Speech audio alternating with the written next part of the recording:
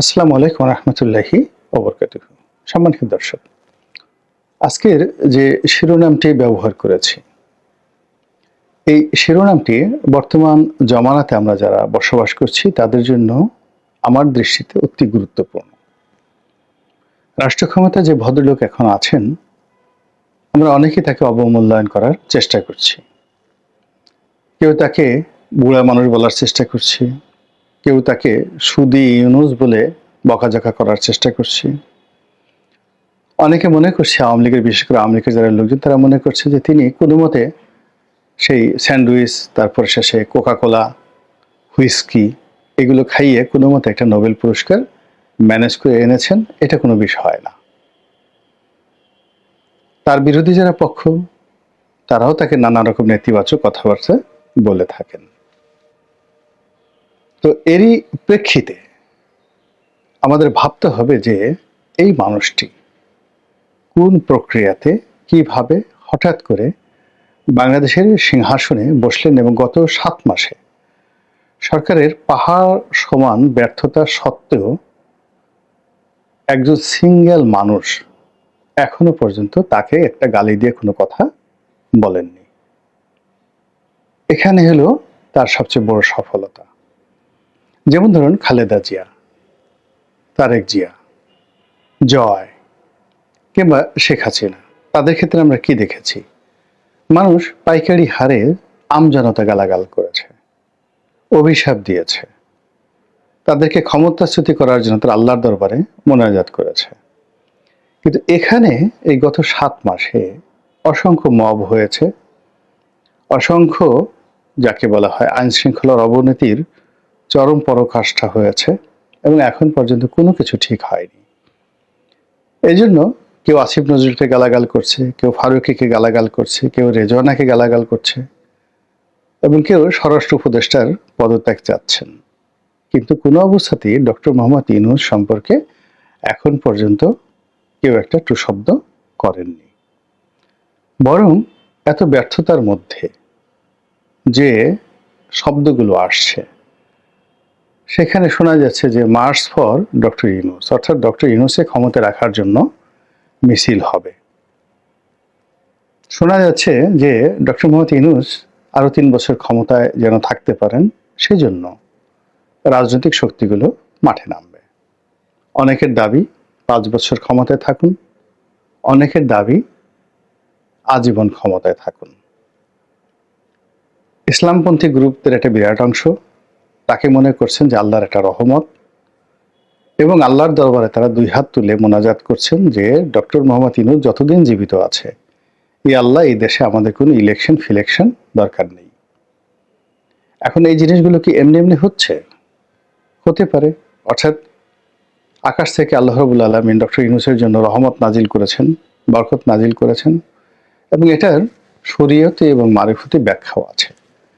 এর কারণ হলো আল্লাহর যারা ওলি আল্লাহ, কোরআনের কথা, সেই ওলি আল্লাহদের সম্পর্কে আল্লাহ এক ধরনের মহব্বত তৈরি করে দেন তার অন্য বান্দাদের মনে, এক ধরনের মর্যাদা এবং সম্ভ্রম পয়দা করে দেন পৃথিবীর তাবৎ মাখলুকাতের হৃদয়, মন, মস্তিষ্কে।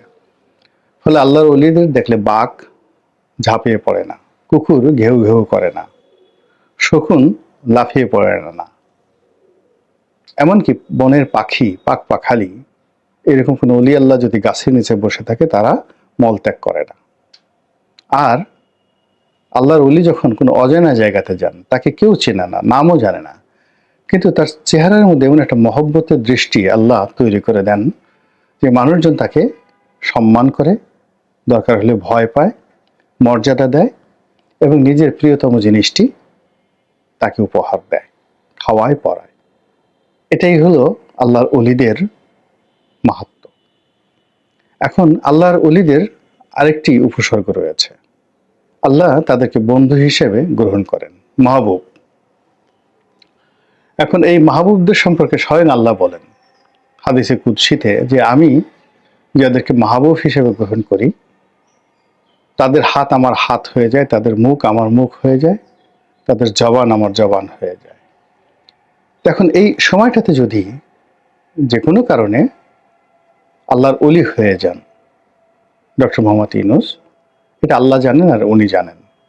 শুধু নামাজ পড়লেই যে আল্লাহর ওলি হন তা নয়, এটা আল্লাহ এবং তার বান্দার বিষয়। অনেকে নিজেকে আল্লাহ দাবি করেছেন, মনসুর হাল্লাজ নামাজ কালাম কিছু পড়তেন না, কিন্তু তারা আল্লাহর কেতাদুরস্ত ওলি ছিলেন। তো সেই অর্থে ডক্টর মোহাম্মদ ইউনূস যদি আল্লাহর ওলি হয়ে যান, তাহলে সঙ্গত কারণেই এই যে মানুষ যে তাকে সমীহ করতে চাচ্ছে, এটা তার একটা কুদরতি বিষয় হতে পারে।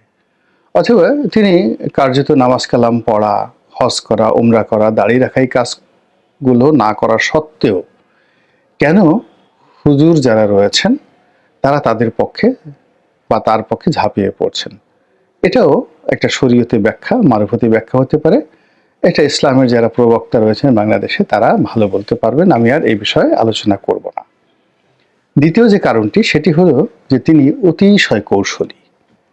মানব ধর্মের যে কলাকৌশলগুলো রয়েছে সেগুলো তিনি রপ্ত করেছেন সর্বোচ্চ স্তরে। ফলে এই বাংলাকে তিনি চিনেন। কিভাবে চিনেন? গ্রামীণ ব্যাংকের সবচেয়ে দরিদ্র এবং অসহায় মানুষ, তাদেরকে নিয়ে তিনি ব্যবসা করেছেন এবং তাদেরকে স্বাবলম্বী করেছেন, তাদেরকে দিয়ে ইতিহাস গড়েছেন এবং তাদের অর্থ, অর্থাৎ গরিব মানুষেরা তার কাছ থেকে অর্থ নিয়ে গরিবরা তাদের দারিদ্রতা বিমোচন করেছে। আর একই সঙ্গে তিনিও একজন সাধারণ অধ্যাপক থেকে বাংলাদেশের শ্রেষ্ঠতম বা মানে যাকে বলে বৃহত্তম ধনী ব্যক্তিত্বে পরিণত হয়েছেন। এবং এই গরিব মানুষের উপর ভর করে তিনি সারা দুনিয়া জয় করেছেন। এটি চারটিখানি বিষয় নয়, এটি ঠাট্টা মস্করার বিষয় নয়। যেখানে বাংলাদেশের প্রধানমন্ত্রী, রাষ্ট্রপতি অতীতকালে বিদেশের কোনো রাষ্ট্রপ্রধানের সাথে দেখা সাক্ষাৎ করতে পারেননি। তারপরে বিভিন্ন IMF, ওয়ার্ল্ড ব্যাংক, সেখানে গিয়ে অপমানিত হয়েছেন, লাঞ্ছিত হয়েছেন। আমাদের অনেক অর্থমন্ত্রী, সাইফুর রহমান সাহেবের মতো মানুষ বলেছেন যে আর আমি বিশ্বব্যাংকে যেতে পারবো না, যে অপমান তারা করে অপমান সহ্য করে আমি ভিক্ষা করতে পারবো না বাংলাদেশের জন্য। তো যে জায়গাগুলোতে অন্য বাঙালিদের জন্য বলতে গেলে অবমাননা করে একটা পরিবেশ পরিস্থিতি, ভীতিকর একটা পরিবেশ পরিস্থিতি, যে স্থানগুলো বাঙালিদের জন্য দুর্ভেদ্য, সেই জায়গাগুলোর সিংহ দরজা সবসময় ডক্টর মোহাম্মদ ইউনূসের জন্য খোলা ছিল এবং এখনো আছে। তো কাজেই তিনি কোনো সাধারণ মানুষ নন। তার যারা ভালোবাসার মানুষ পছন্দ করেন তারা প্রচার করেন যে ডক্টর মোহাম্মদ ইউনূসের সঙ্গে খেলার মতো মানুষ বাংলাদেশে পয়দা হয়নি। যদি খেলতে পারতো তাহলে শেখ হাসিনা পারতেন। এর কারণ হলো এই বাংলার 100 বছর ইতিহাসে শেখ হাসিনার মতো এত শক্তিশালী কোনো রাষ্ট্রনায়ক আসেননি, যার কথা মতো কোর্ট চলতো, কাছারি চলতো, যার কথা মতো পিয়ন, ড্রাইভার, আর্দালি চলতো এবং মানুষকে হাসতে হতো, কাঁদতে হতো তার কথা মতো। তো সেই মানুষ তার রাষ্ট্রের সর্বশক্তি ব্যবহার করে ডক্টর মোহাম্মদ ইউনূসের একটা পশমও স্পর্শ করতে পারেননি। এক। 2 নম্বর হলো যে মানুষ ভয় পেলে কাঁদে, ভয় পেলে চিৎকার করে, হম্বিতম্বি করে এবং অস্থিরতা দেখায়। শেখ হাসিনার সুদীর্ঘ জুলুমে যিনি একটু নড়েননি, সবসময় হাসি মুখে থেকেছেন, তিনি খুব সুন্দর করে কথা বলেন। তার একজন অ্যাডভোকেট আছেন আব্দুল্লাহ আল মামুন, অত ভালো কথা বলেন না, তার চেয়ে কোটি কোটি গুণ ভালো কথা বলতে পারেন ডক্টর মোহাম্মদ ইউনূস। তো তিনি যদি 2011-12 সন থেকে শুধু শেখ হাসিনার বিরুদ্ধে মুখ খুলতেন, কথা বলতেন, তাহলে অনেক কিছু হয়ে যেতে পারত। কিন্তু এই পুরো সময়টা তিনি নিশ্চুপ থেকেছেন এবং তার পক্ষে তার উকিলরা কথা বলেছেন। তো এই যে নিশ্চুপ থাকা, চুপচাপ থাকা, এর সাথে শক্তিমত্তা আর নেই। কেবলমাত্র মহাবীর যারা নিজের প্রতি যারা জুলুম করেন না এবং নিজের উপর যারা জয়লাভ করতে পারেন, কেবল তারাই চুপ থাকতে পারেন। তো ডক্টর মোহাম্মদ ইউনূস অতীতে শেখ হাসিনার জমানায় যেভাবে চুপ থেকেছেন এবং এখনো বেশিরভাগ সময় তিনি চুপ থাকেন। আর যখন মাইক ধরেন, কথা বলেন, তখন আর তার সামনে কেউ কথা বলতে পারে না। এই অন্তত এই 7 মাসে আমরা সেটা দেখেছি।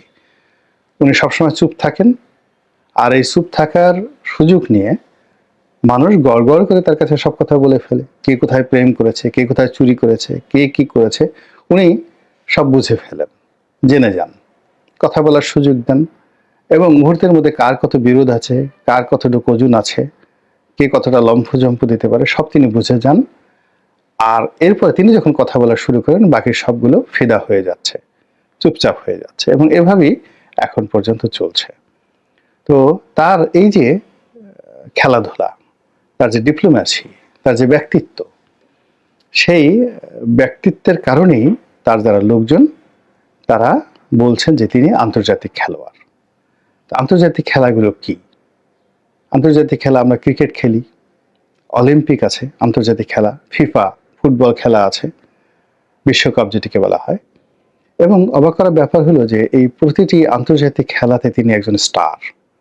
ইউরোপের যে সবচেয়ে জনপ্রিয় খেলাগুলো হয়, ফুটবল খেলাগুলো হয়, এবং এখানের বিখ্যাত যে ক্লাবগুলো, এরকম প্রায় সব ক্লাবগুলোর সঙ্গে তার ভালো সম্পর্ক। তারপরে বিশ্ব ফুটবল ফেডারেশন, ক্রিকেট ফেডারেশন, তারপর অলিম্পিক অ্যাসোসিয়েশন, সব জায়গাতেই তার একটা ভালো সম্পর্ক রয়েছে। ফলে আমরা যে খেলাধুলা, রাজনীতির যে খেলাধুলা, সেই খেলাধুলার বাইরে গিয়ে যে প্র্যাকটিক্যাল স্পোর্টস, সেই স্পোর্টসও তিনি একজন গুরুত্বপূর্ণ ব্যক্তি। এরপর তার অন্যান্য যে সকল খেলাধুলা রয়েছে, মানবিক খেলা, শারীরিক খেলা, সেই খেলাতেও তিনি বেশ অভিজ্ঞ, প্রাজ্ঞ, এবং তিনি যেখানেই যত কিছু খেলেছেন, এখন পর্যন্ত তার শব্দটা তার প্রতিপক্ষ টের পায়নি যে উনি ওখানে এই খেলাটা খেলে এসেছেন, কেউ পায়নি। তিনি এক হাতে ক্লিনটনকে টাকা দিয়েছেন, আমরা জেনেছি, কিন্তু আমরা তার এই খেলাধুলা নিয়ে কোনো কথা বলতে পারিনি। তো যাই হোক, এই যে আন্তর্জাতিক একজন খেলোয়াড়, তিনি আমাদের বাংলাদেশের পলিটিশিয়ানদের সঙ্গে খেলছেন। তা আমরা কি খেলছি? আমরা খেলছি কানামাছি ভো ভো। কানামাছি ভো ভো কি আপনারা তো জানেন। তো চোখ বুজে থেকে চোখ বেঁধে তারপর শেষে ঘুরতে থাকে, এ খোঁচা দেয়, ও খোঁচা দেয়, এবং যার চোখ বাঁধা হয় সে কাউকে ধরার চেষ্টা করে, তারপর ধরে ফেলার পর সে আন্দাজে বলার চেষ্টা করে তুমি অমুক, তুমি তমুক। এই যে কানামাছি ভো ভো আমাদের রাজনৈতিক অঙ্গনে গত সেই 91 কেন, প্রথম থেকেই তো এই কানামাছি ভোভোটা বেশি চলছে। ডিজিএফআই ধরে নিয়ে যাচ্ছে চোখ বেঁধে, ডিবি ধরে নিয়ে যাচ্ছে চোখ বেঁধে, তারপর তার কাছ থেকে স্বীকারোক্তি আদায় করা হচ্ছে, ছেড়ে দেওয়া হচ্ছে, চোখ খুলে দেওয়ার সাথে সাথে ভো করে সে দৌড় দিয়ে এমন জায়গায় পালিয়ে যাচ্ছে, নর্মালি ছেলেমেয়েরা পালিয়ে গেলে কুক বলে, এরা সেই জীবনে পালিয়ে কখনো কোথাও কুক বলেনি, পাট খেতে কুক বলেনি, কচুরি পাতার নিচে গিয়েও কুক বলেনি। তো এই কানামাছি ভো ভো খেলায় সেই 70 থেকে বা পাকিস্তান থেকে এখন পর্যন্ত যে সমস্ত লোকজন অভ্যস্ত, তারা কি করে অলিম্পিকের প্লেয়ারের সঙ্গে খেলবেন, তারা কি করে মোহাম্মদ আলী কেলের সঙ্গে রিংয়ে গিয়ে বক্সিং করবেন, মাইক টাইসনের সামনে দাঁড়ানোর সঙ্গে সঙ্গেই তো তাদের ডায়রিয়া শুরু হয়ে যাবে। এক বালতি সেই যাকে বলা হয় ওর স্যালাইন যদি তাদেরকে খাওয়ানো হয়, তবুও তাদের সেই মাইক টাইসনকে দেখার পরে তাদের যে ভয় হবে, এই কলেরা তাদের বন্ধ হবে না। তো এইরকম একটা কানামাছি ভো ভো খেলার যারা প্লেয়ার, তারা আন্তর্জাতিক মানের খেলোয়াড়দের সাথে কিভাবে খেলবেন। এরপরে যদি আপনি ধরেন কানামাছি ভো ভো, গুল্লাছুট, গুল্লাছুটের খেলা তো আপনারা জানেন। তো আমাদের এই দেশীয় যে খেলাগুলো, আমাদের রাজনীতিবিদদের একটা বিরাট অংশ এই দেশীয় খেলায় অভ্যস্ত। ঘুষ খেতে হবে, টাকা নিতে হবে, টাকা দিতে হবে, পাঞ্জাবি দিতে হবে, মিছিল করতে হবে, হুন্ডা লাগবে, গুন্ডা লাগবে, তারপরে কোদাল লাগবে, খুন্তা লাগবে, শাবল লাগবে। কিন্তু যদি কলম দিয়ে দু কলম লিখতে বলেন, মাই গড, এমন কান্না শুরু করবে, তাদের সেই কান্নায় আকাশে ফেরেশতা পর্যন্ত নেমে যাবে যে আল্লাহ কি গজব নাজিল হলো।